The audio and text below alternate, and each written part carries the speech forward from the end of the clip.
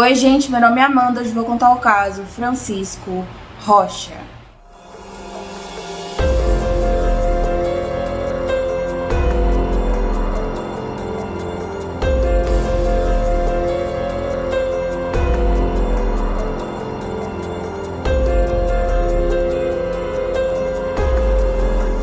Francisco da Costa Rocha nasceu no dia 27 de abril de 1942 na cidade de Vila Velha, no Espírito Santo. O menino vinha ali de uma família muito pobre, né, e vivia numa região muito carente da cidade, já na área ali mais rural da cidade, junto à sua mãe, que era dona de casa, e ao seu pai, que trabalhava ali na lavoura de café. Ainda durante a infância, o pai do Francisco saiu de casa, né, abandonando tanto ele quanto a mãe do menino, e com isso a vida financeira da família, que já não era das melhores, piorou muito. E a mãe, que até então sempre foi dona de casa, né, nunca precisou trabalhar fora, começou a ter que trabalhar fora, né, para conseguir o sustento ali da sua família. Então ela ia ali todos os dias para o centro da cidade trabalhar. Nesse momento, pelo Francisco ainda ser muito criança, né, muito pequeno, não ter pessoas ali para cuidar dele enquanto a mãe trabalhava, ela resolve mandar o menino para viver com uma amiga da família na cidade de Cariacica, cidade que fica ali a aproximadamente, né, 20 quilômetros de distância de Vila Velha. Lá, mais tarde, se descobriria que o Francisco viveu os piores momentos da vida dele, né? Isso porque ele era frequentemente vítima de abuso sexual cometidos pelo marido dessa mulher, além de presenciar ali todo tipo de violência cometida por parte desse homem, só que dessa vez contra a esposa dele, né, amiga ali da mãe do Francisco. E para piorar a situação, essa mulher descontava toda a frustração, né, toda a violência que ela recebia do marido no Francisco. Então era ali sessões de surras, né, sem motivo nenhum, pelos motivos mais idiotas possíveis, né, lembrando que naquele momento ele era uma criança, né, não é dito qual a idade dele nesse momento da história, mas fica subentendido que ele tinha ali no máximo 10 anos de idade. A mãe do menino, por trabalhar muito ali, pelo que parece, não está muito disposta a ter uma relação próxima ao filho, malmente visitava o menino, né, o que fez com que ele crescesse ali com um sentimento de abandono, né, tanto por parte do pai quanto por parte da mãe, com o sentimento de que ninguém ligava para ele. Lembrando que nesse momento da história eu ainda tô falando de um menino, né, ainda tô falando de uma criança que nesse momento nem pré-adolescente ainda tinha virado. Quando entrou na puberdade, ele foi levado de volta para Vila Velha para viver com a sua mãe, e nesse momento mais um trauma foi adicionado ali na personalidade do Francisco. Pouco tempo depois de começar a viver com sua mãe, ele notou um movimento constante de homens ali durante a noite na sua casa, e sempre que esses homens iam lá, a mãe o obrigava a ficar dentro do quarto dele, né, e só sair pela manhã. Não demorou para ele perceber, né, para ele juntar ali o A e o B e entender que a mãe sustentava a casa sendo prostituta, né, sendo ali garota de programa. E se fala que a junção dos traumas anteriores na primeira infância ali e essa nova descoberta fez com que ele fosse gradativamente gerando um sentimento de ódio e revolta que mais cedo ou mais tarde afloraria, e foi o que infelizmente aconteceu, né, mas a gente já chega lá. Aos poucos ele foi demonstrando ser um adolescente problemático que frequentemente humilhava tanto a mãe quanto qualquer outra pessoa que passasse pelo seu caminho. E como se já não bastasse ser um ser humano horroroso com as pessoas, ele resolveu estender essa cordialidade com os animais de rua, né, principalmente ali os gatos, aos quais ele desenvolveu o hobby, né, o hábito de fazer todo tipo de perversidade com os bichos que ele encontrava ali na vizinhança. Num desses comportamentos acabou gerando ali uma briga com sua mãe, e de novo, né, mais uma vez ele sendo desrespeitoso e violento, ela resolveu expulsá-lo de casa. A partir daí ele passou a viver de pequenos roubos, né, de pequenos furtos, e não demorou para ele se viciar em álcool, drogas e jogos de azar. O pouco dinheiro que ele conseguia com seus furtos e fazendo ali alguns bicos, ele gastava quase que inteiramente com mulheres, né, com garotas de programa e esses outros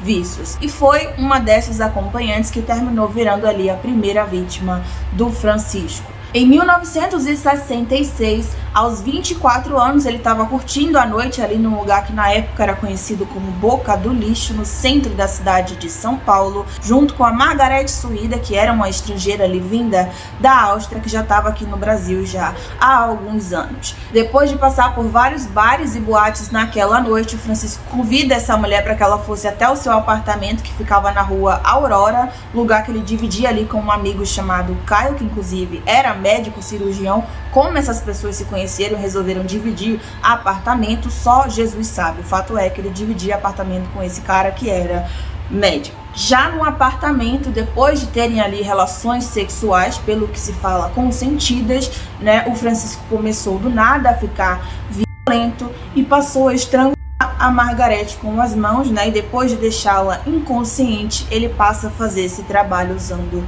um cinto. Depois de perceber que a moça já estava sem vida, ele teria colocado a Margarete dentro da banheira de barriga para cima, né? E lá, com os objetos que ele achou no próprio banheiro, ele foi ali mutilando essa moça. Eu vou evitar dar detalhes aqui porque sinceramente não tem a menor necessidade, né? Por motivos óbvios também eu não posso detalhar muito o que aconteceu dentro daquele banheiro, mas eu acho suficiente dizer que ele levou ali entre 3 a 4 horas para conseguir colocar essa mulher dentro de uma sacola. Pois é.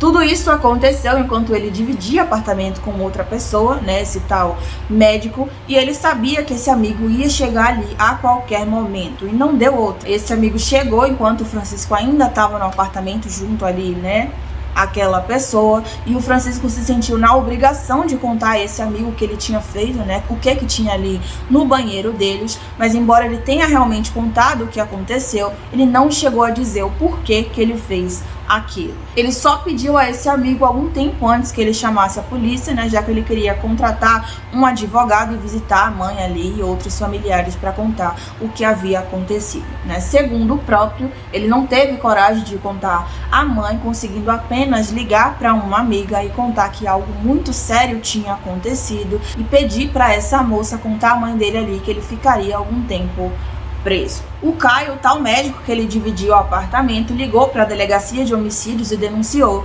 o Francisco, né? Logo, ele foi preso, né, sem demonstrar ali nenhuma resistência. Na prisão, ele foi um preso modelo, né? Nunca se envolveu ali em nenhum tipo de problema, nem com os internos, nem com os guardas penitenciários, né? E a justiça brasileira, sendo a justiça brasileira que a gente conhece, obviamente optou por liberá-lo ali antes do tempo, né? Liberá-lo ali antes dele terminar de cumprir a pena ridícula que ele foi condenado, né? Ele foi condenado a cumprir 14 anos de prisão, mas foi solto depois de cumprir apenas 8, porque a justiça brasileira alegou bom comportamento. Pois é. Em setembro de 76, 2 anos depois da sua libertação, como já era de se esperar, o Francisco fez uma nova vítima. Só que dessa vez, apenas pelo mérito dela, a mulher conseguiu sobreviver, né? Porque se dependesse da justiça brasileira ou do Francisco, ela teria perdido a vida ali naquela noite. A vítima em questão se chamava Rosemary Michelucci e trabalhava como acompanhante na época, e ela teria ido prestar seus serviços ali num hotel na zona leste da cidade de São Paulo, e lá o Francisco teria abusado sexualmente dessa mulher e em seguida tentado estrangulá-la, assim como ele fez com a primeira vítima. Mas essa mulher conseguiu se livrar do ataque com chutes, mordidas e pontapés. Apesar de ter levado ali uma facada no meio da briga, ainda assim ela conseguiu ter forças para se livrar do Francisco, sair do quarto e buscar ajuda, né? Mas infelizmente, quando a ajuda chegou, o Francisco já não estava mais no quarto, né? Ele já havia fugido. Um mês depois, em outubro de 76, ele voltou para aquela região que eu citei anteriormente, né? A tal Boca do Lixo, e lá, num bar, ele conheceu a acompanhante Ângela Silva. Algumas horas depois de muita bebida e conversa, eles acertaram o preço que a moça cobraria para ir com ele até o seu apartamento, né? Um apartamento que ele morava, que era recém-alugado na Avenida Rio Branco, que ficava ali a poucos metros da onde eles estavam. Depois do ato, né, se é que vocês me entendem, ele voltou a ficar violento exatamente como fez com a primeira vítima e espancou essa mulher e por fim tirou a vida dela ali usando um cinto. Depois disso, ele esquartejou a vítima, só que dessa vez em pedaços muito menores, né, já que ele tinha intenção ali de se livrar de boa parte dessa mulher pelo vaso sanitário. Então você imagina, se com a primeira vítima ele levou ali mais ou menos 4 horas para terminar tudo, imagine quanto tempo não levou para fazer isso com essa mulher, já que foi de uma forma ali muito mais minuciosa, né? Depois de se livrar de boa parte da Ângela pelo vaso sanitário, ele percebeu que não conseguiria utilizar esse método para se livrar de tudo, né, de todo o material que estava ali, e resolveu guardar partes dessa moça dentro de caixas de papelão ainda no apartamento. Em seguida, ele abandona o lugar e vai para a cidade do Rio de Janeiro. Durante a viagem, ele avisa novamente esse mesmo amigo que ele avisou 10 anos antes sobre o primeiro crime, e mais uma vez ele pede um tempo para esse amigo para que ele possa ali contratar um advogado e contar, né, a família que ele vai ficar mais uma vez detido. E pelo que é dito nas matérias, esse amigo fica sem saber o que fazer, né? Também não se fala se ele esperou ou não o tempo que o Francisco pediu, mas o fato é que no fim das contas ele mais uma vez avisa a delegacia de homicídio, e o Francisco, né, ou Chico Picadinho, como ele ficou conhecido a partir desse último crime, é detido 28 dias depois da denúncia numa praça de Duque de Caxias, ainda no Rio de Janeiro, na Baixada Fluminense, enquanto, segundo as matérias, lia uma revista que relatava os seus crimes. No seu julgamento, apesar da defesa ter alegado insanidade mental, ele foi condenado a 22 anos e 6 meses de reclusão. Entretanto, depois de passar por diversos exames psiquiátricos detalhados, ele foi considerado semi-inimputável devido à sua personalidade sádica e psicopata. Sendo assim, o Ministério Público solicitou a internação do Francisco no manicômio penal. Ainda assim, não sei porquê, mas pelo que parece, ele ficou cerca de 40 anos detido num presídio comum, né? Não se sabe se recebendo tratamento ou não, mas o fato é que em 2019, a juíza Sueli Armani, da primeira vara de execuções criminais de Taubaté, determinou que o Francisco deixasse a penitenciária de Tremembé, no Vale da Paraíba, e fosse transferido para a unidade de saúde mental do governo de São Paulo, segundo ela, para que ele pudesse ter acompanhamento psicológico diário. Pelo que eu entendi, embora ele tivesse cumprido a sua pena ali totalmente em 98, ele foi mantido num presídio por uma determinação na esfera civil, né, e não jurídica, e isso porque teria sido alegado que se ele saísse da cadeia, né, saísse da penitenciária, ele certamente cometeria o crime de novo, né, assim como ele fez anos antes, né. Quando determinou a transferência do a juíza disse ali, entre várias outras coisas, que, abre aspas, o Francisco vem sendo mantido e encarcerado exclusivamente por conta de uma interdição decretada na esfera civil, fecha aspas. Além de dizer que essa decisão de mantê-lo preso, né, mesmo depois do cumprimento da sua sentença, feria a Constituição brasileira, que, diga-se de passagem, né, venhamos e convenhamos, é uma grande porcaria, né, quem tá dizendo que é uma porcaria sou eu, né, e não a juíza, né, e no fim das contas, ela disse que a Secretaria da Saúde Mental tem um prazo de 30 dias, isso em 2019, para informar ali o melhor lugar para abrigar o Francisco, já que, segundo ela, se trata de um indivíduo segregado há 40 anos, que é um idoso, né, que não tem condição de prover a sua própria subsistência, né, não pode ficar sem apoio familiar e não pode também ser deixado à própria sorte. É no mínimo complicada essa frase da juíza, né, na minha opinião, né? Não podemos deixar de lembrar que se trata de um criminoso, né, frio e cruel, que independente de ser o idoso ou não, continua sendo um assassino, muito provavelmente que é ainda cruel e frio, já que se ele foi considerado psicopata, esse tipo de coisa não muda, né? Eu sinceramente não acho que esse ser humano cumpriu o que deveria ter cumprido, né? Pra mim, mesmo que eu tenha ficado 40 anos detido, pra mim, na minha cabeça, não foi o suficiente, né? Mas quem sou eu pra opinar, né? Pra justiça brasileira foi suficiente, ele cumpriu o que tinha que cumprir e, pelo que parece, ainda tá vivo, né? Deve estar aí com seus 80 anos de idade, tá internado numa unidade de saúde mental, certamente vivendo a vida que pediu a Deus, sendo muito bem cuidado, tendo uma caminha quente e confortável para dormir todas as noites. E é isso aí. Infelizmente foi isso. Infelizmente foi essa justiça que as vítimas tiveram.